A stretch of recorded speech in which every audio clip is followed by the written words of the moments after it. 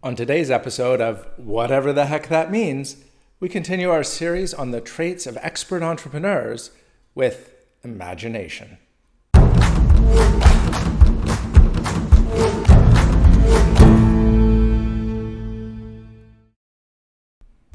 Hello, friends. I hope you are having a good day, or at least making it better for somebody else.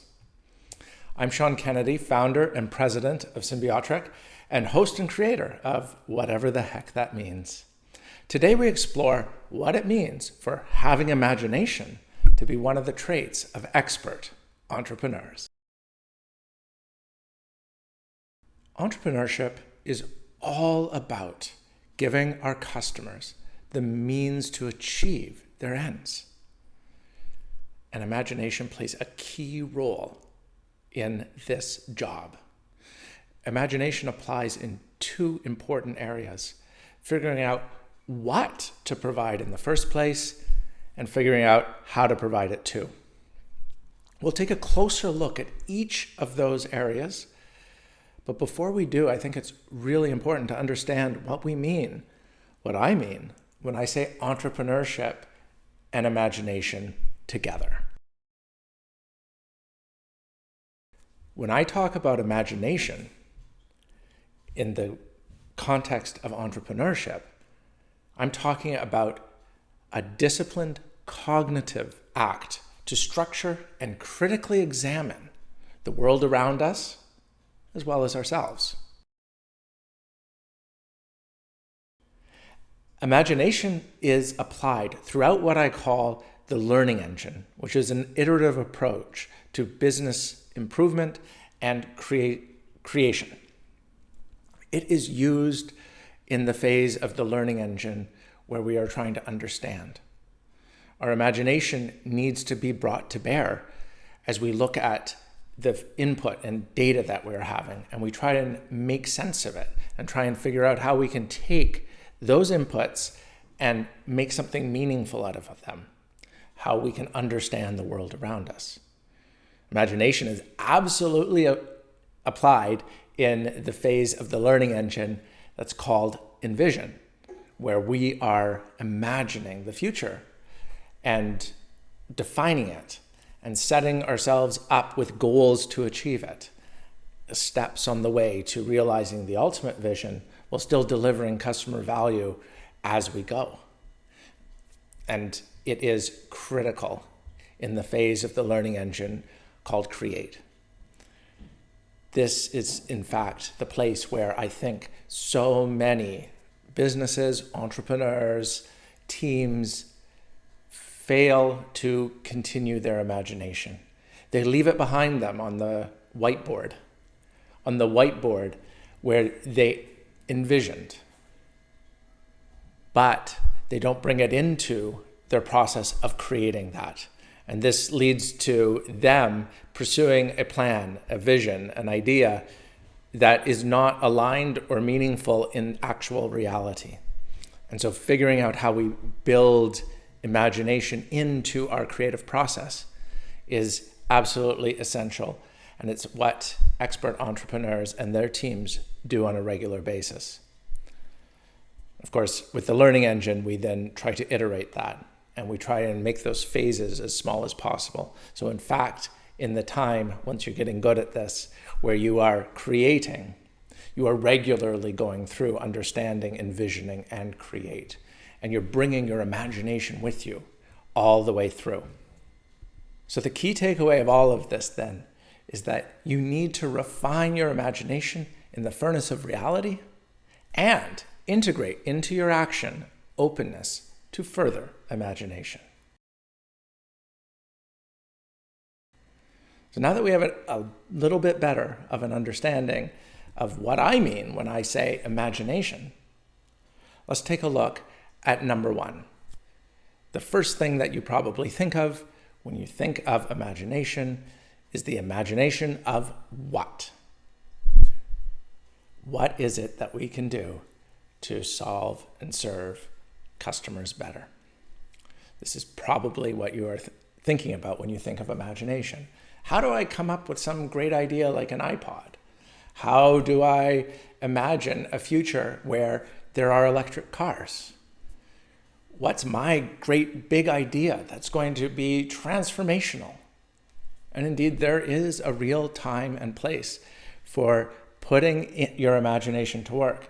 And it may not necessarily be world changing. It can be changing to the world of your customers that you are serving. And so, as they say in the Economics for Business, eGPS or entrepreneurial GPS, opportunities do not exist in any objective sense. They are not out there for entrepreneurs to seize or compete for. The role of the entrepreneur is to imagine a set of future conditions in which customers are more satisfied than today and which the entrepreneur can organize for a profitable outcome. Imagination is the entrepreneur's first resource. And this is absolutely the trait of expert entrepreneurs. They do this for new products that they're imagining and also for the improvement of existing offerings they already have in place. And it's critical that this imagination is mixed with some of the traits that we discussed in previous videos, especially humility and listening.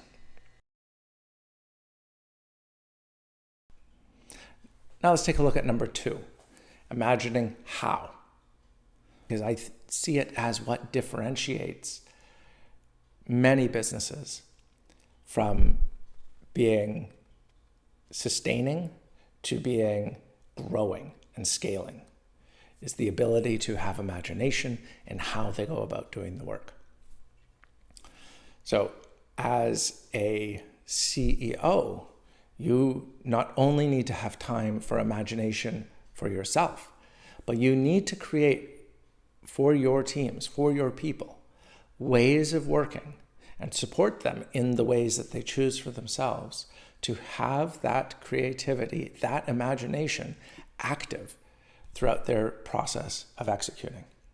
So that traditional mindset, that Tayloristic, if you're familiar with the term, coming from the scientific management approach of the early 20th century, where managers could plan out everything to the smallest detail, and in fact, the execution and the success of the business came onto the ability of the manager to plan that out so that the workers could just do as they're told and everything would turn out.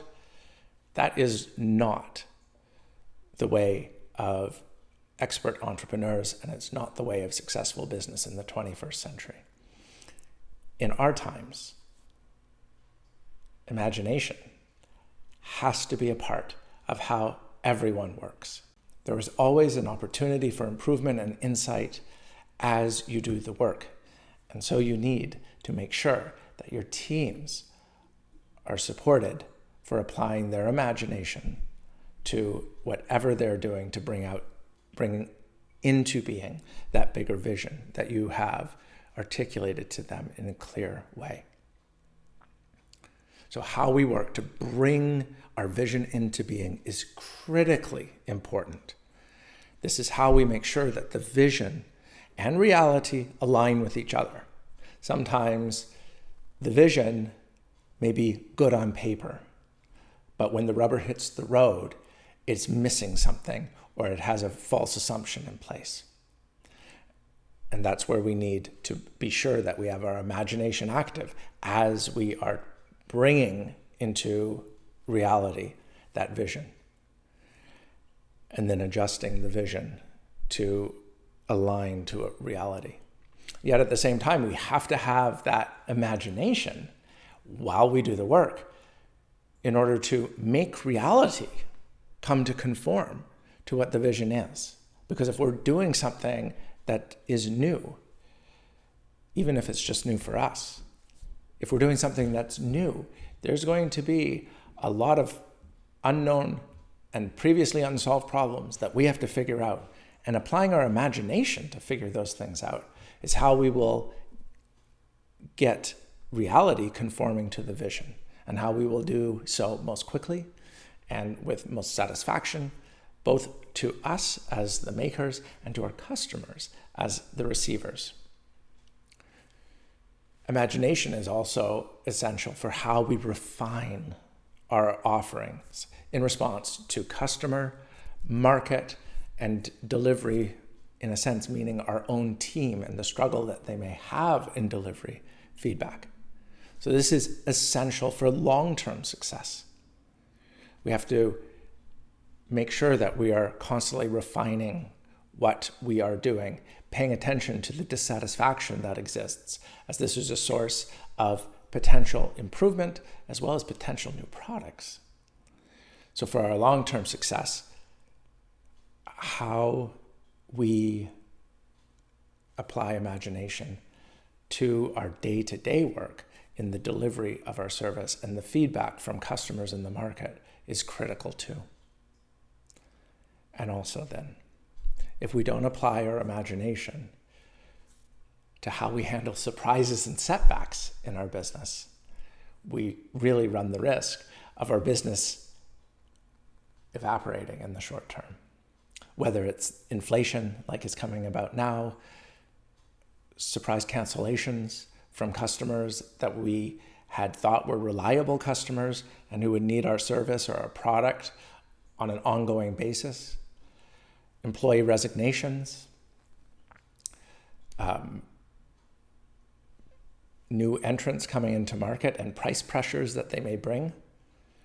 Any and all of these things require our imagination too.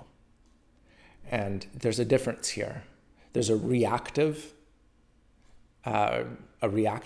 response to many of these things. And sometimes that first response is necessary in a very short term. But it's so important in responding to these surprises and setbacks, that again, we put on our CEO hat and we use our imagination to see what opportunities and alternatives have been opened up because of the setback or the surprise. So, in summary, remember that imagination is a disciplined cognitive act to structure and critically examine reality. And you must refine your imagination in the furnace of that reality and integrate into your action openness to further imagination. And we have to apply that kind of imagination both to imagining what you can offer to customers and imagining how you create and deliver those offers.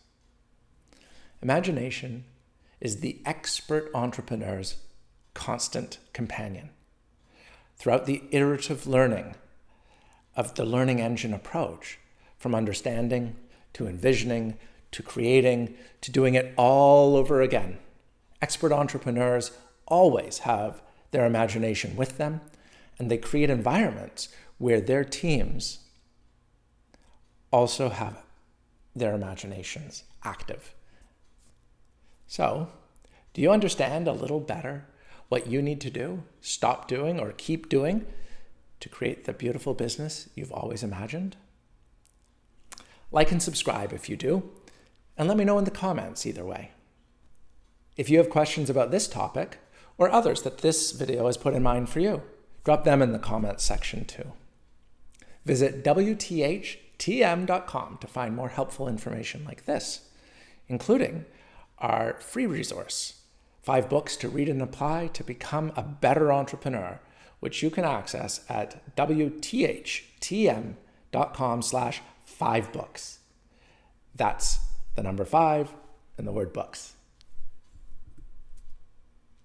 If you think you need help building your beautiful business, going from feeling behind, uncertain, and stuck doing what you have to do, to being on track, confident, and doing what you love to do, then contact me through symbiotrek.com. Thanks for joining me today. Until next time, go and make someone else's life a little bit better than it was.